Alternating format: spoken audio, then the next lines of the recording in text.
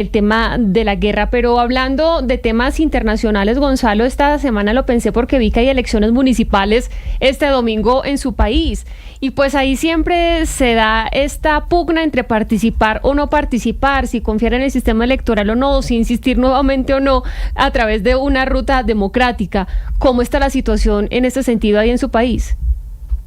Jennifer, en Venezuela la situación está complicada porque, hay miedo de que el chavismo pueda obtener y quedarse con bastiones municipales que jamás en su vida, y digo en la vida política del chavismo, había tenido, como por ejemplo el municipio Baruta, Chacao, El Hatillo, esto es en la ciudad de Caracas, o incluso el municipio Lecherías dentro de lo que es Anzoátegui, que es un estado del oriente del país. Lo que ha ocurrido luego de la elección presidencial en la que estaban debatiendo el poder Nicolás Maduro y Edmundo González, a partir de ahí, pues la oposición se ha quebrado. María Corina Machado ha quedado apartada y por otro lado, en las últimas elecciones gubernamentales, mejor dicho, de gobernaciones, vimos cómo el chavismo arrasó, ganando absolutamente todas, exceptuando una sola gobernación. Recuperaron el Zulia, recuperaron Nueva Esparta, y el ambiente que se tiene hoy en día en Venezuela no precisamente es electoral del lado de la oposición, sino es simplemente que el río termine o siga con su cauce, que es trabajar para sobrevivir en medio de una economía que trata de salir del foso en el que se encontraba. Pero hablemos de lo que significa esta elección, y por eso creo que a esta hora es conveniente hablar con Eugenio Martínez. Eugenio Martínez, Jennifer, es periodista, pero es el gran referente electoral de Venezuela, sobre todo en temas de números y de historial dentro de este sector en el país vecino. Don Eugenio, gracias por acompañarnos en Blue Radio a esta hora. Hola, buenas tardes, Gonzalo, Jennifer, un gusto escucharlos.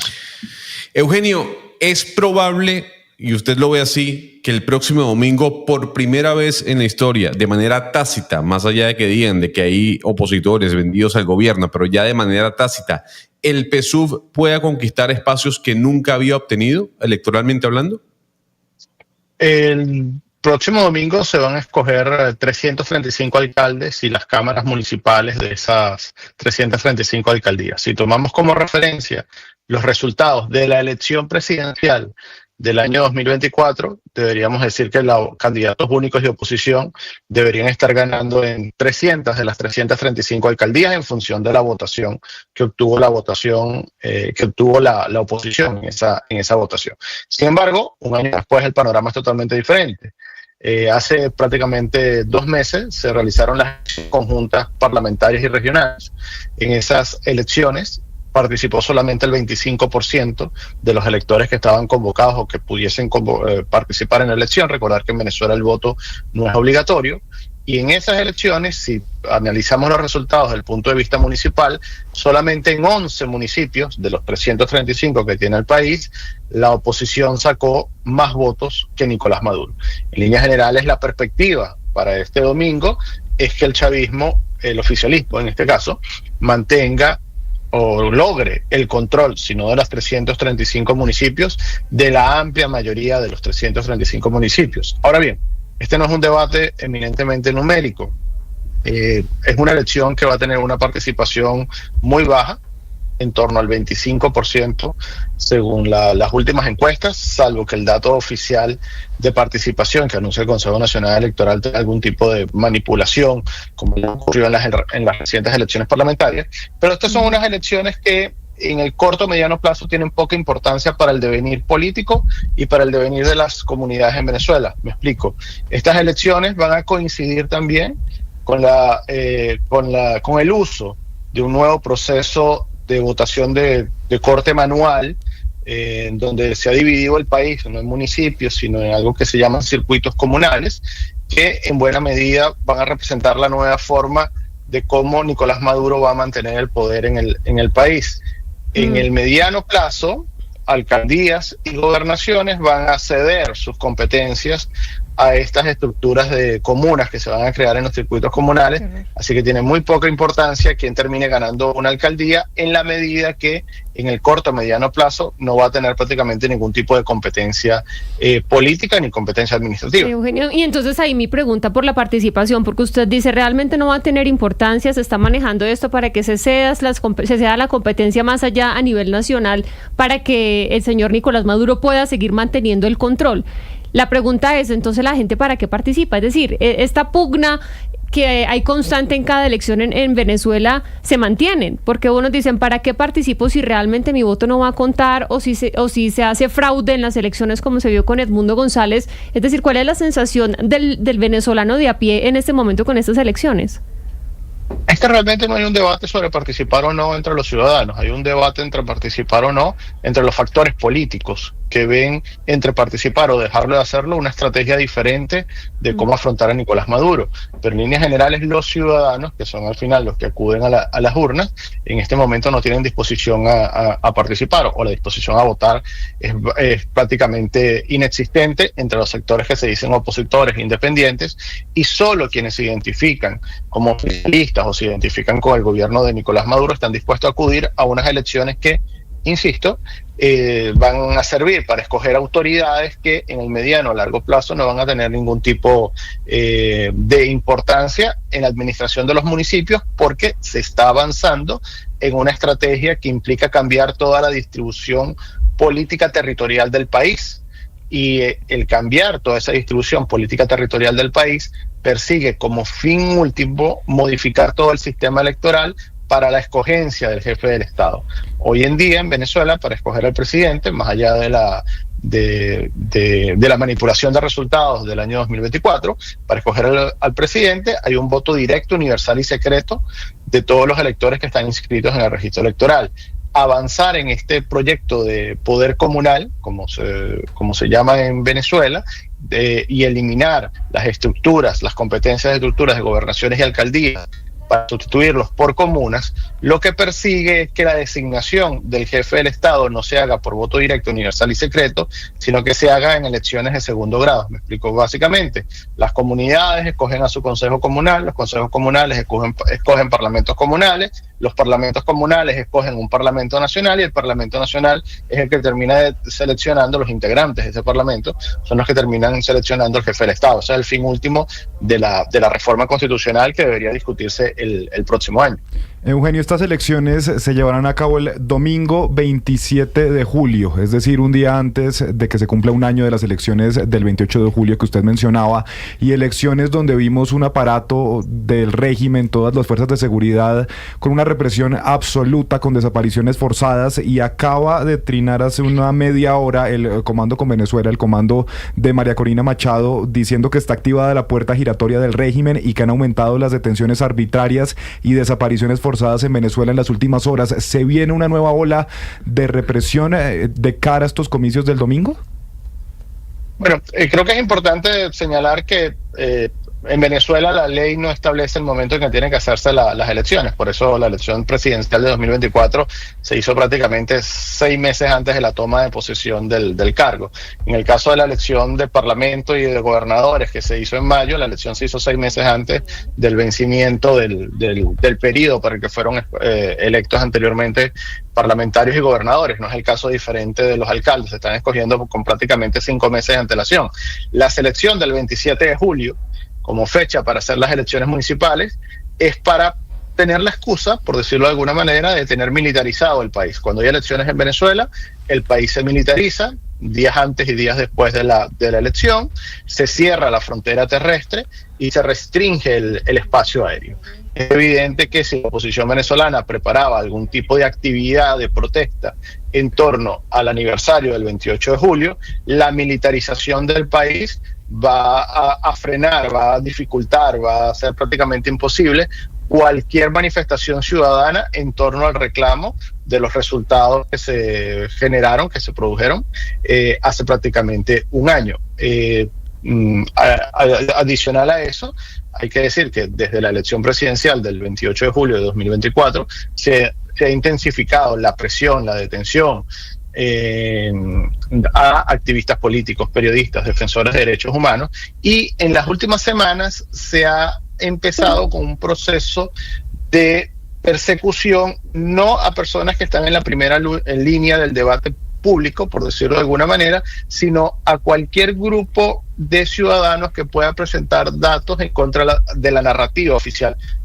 Brevemente, hace aproximadamente 3 semanas, los economistas más referenciales del país, todos fueron detenidos, todos fueron llevados a interrogatorios por la policía política del gobierno venezolano, todos fueron liberados posteriormente, pero la consecuencia de esos interrogatorios y de esas detenciones es que ahora públicamente en los medios prácticamente no hay nadie que esté hablando de indicadores económicos.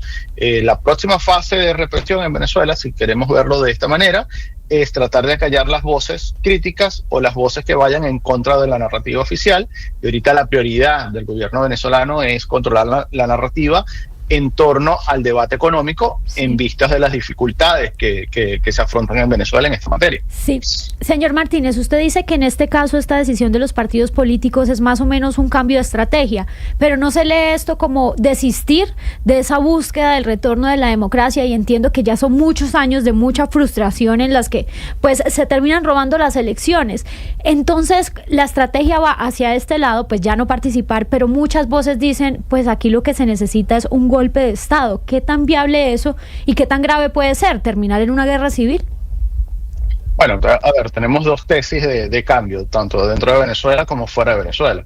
La tesis de cambio que dice que habrá un cambio político por el colapso del sistema, que es en donde estamos en este momento, pues la tesis de la oposición mayoritaria, y una tesis que dice que la única forma de generar un cambio político es a través de procesos de negociaciones y acuerdos que permitan ir desmontando el aparato represivo y ir transitando paulatinamente a una transición hacia la democracia. El tema con la idea de que los militares venezolanos van a sacar del poder a Nicolás Maduro y poner en su lugar a una persona que le guste a la oposición, parece en este momento poco probable que ocurra, en la medida que para mantener el poder, la coalición gobernante que lidera Nicolás Maduro tiene que garantizar los privilegios de las élites políticas, económicas y militares que lo sustentan en el poder. A pesar de la precarización de la economía de Venezuela, las élites que soportan a Nicolás Maduro como jefe de esa coalición gobernante, élites económicas, políticas y militares, siguen manteniendo sus privilegios. Mientras esas élites mantengan sus privilegios, es difícil suponer que va a haber un quiebre que retire a Nicolás Maduro del poder. Y adicionalmente habría que decir que el problema no es solamente del jefe del Estado. Tenemos una estructura, o hay una estructura en Venezuela que va mucho más allá del jefe del Estado, así que una transición hacia la democracia implica mucho más que la salida del jefe del Estado, claro, aunque sin duda alguna es un paso indispensable. Pero Eugenio, yo me quiero regresar a la primera pregunta. Usted es venezolano, y usted sabe lo que puede significar una victoria o una derrota para la moral del venezolano que se encuentra fuera y dentro del país. ¿Qué puede significar que el chavismo esté en un municipio como Chacao, que puede ser muy pequeño en el tema nacional, pero que sin duda alguna ha sido el corazón de la oposición venezolana desde que llegó el chavismo al poder? Bueno, hace un par de años perder Chacao, Baruta, El Hatillo, Lecherías, Valencia, hubiese sido un colapso operativo político para la oposición venezolana. Hoy en día no es así. La oposición venezolana a partir del 28 de julio, bien sea porque hay una división en la estrategia, bien sea porque sus principales dirigentes han sido perseguidos y están en el exilio o están escondidos dentro de Venezuela, la articulación de la oposición venezolana ya ni siquiera pasa por el control de gobiernos municipales.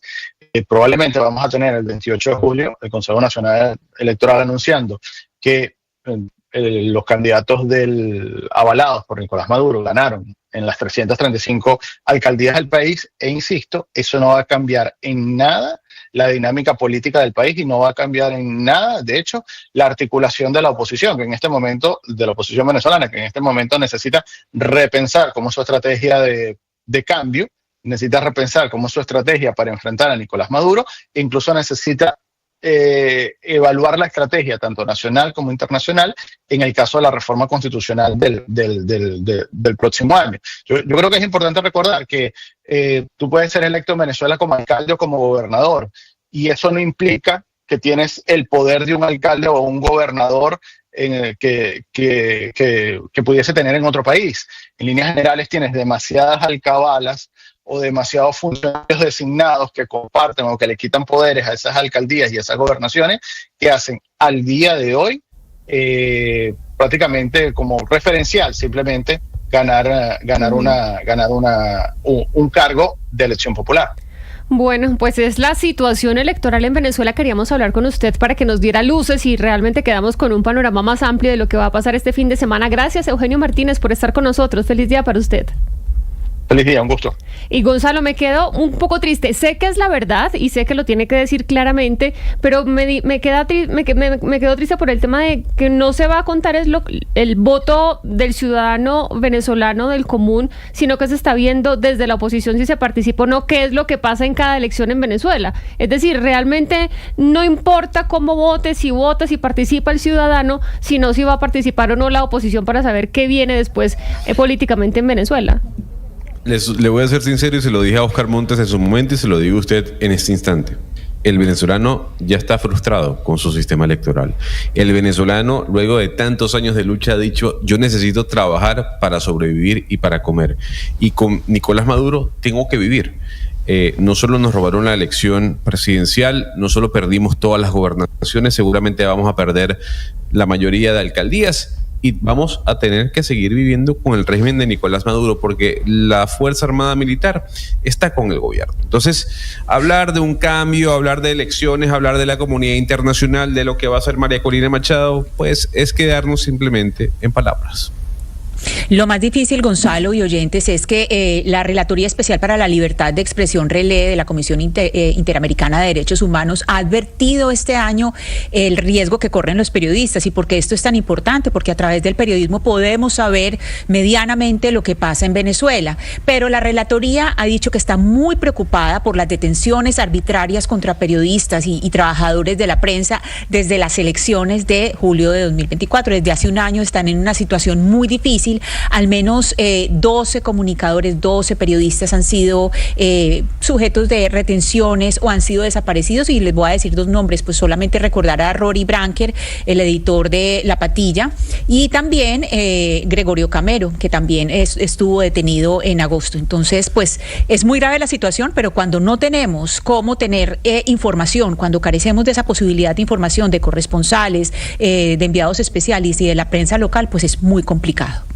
No, pero además en este caso el votante se pregunta: ¿votar para qué? ¿Votar para qué si se van a robar las elecciones, como se las robaron el 28 de julio? ¿Votar para qué si este régimen está preparando una reforma constitucional en el tema electoral para perpetuarse ahí sí de frente, para que no tengan necesidad de robarse las elecciones, porque todo lo que está armando es la arquitectura para seguir elegido perpetuamente? Y lo otro, Amnistía Internacional en el informe más reciente señala a Maduro de ser el gran ejecutor de asesinatos a los opositores en Venezuela.